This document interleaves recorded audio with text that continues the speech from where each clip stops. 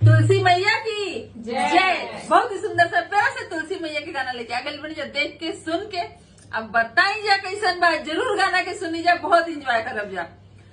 केकराया गानावा में तुलसी हुलसी बड़ी हरियारा हो। केकराया गानावा में तुलसी हुलसी बड़ी हरियारा हो।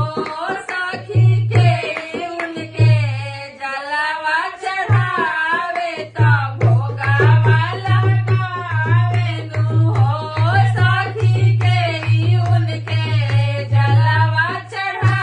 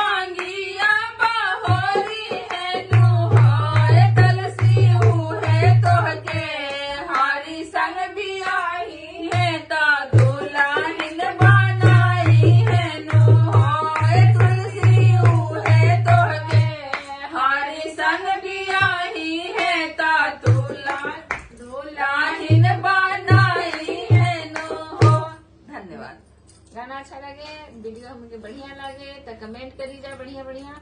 और चैनल पर नया बनी जा, पहली बार देखा तनी जा तो सब्सक्राइब के बटन जरूर दबाई जा और वीडियो करने के लाइक करी जा, शेयर भी करी जा। धन्यवाद।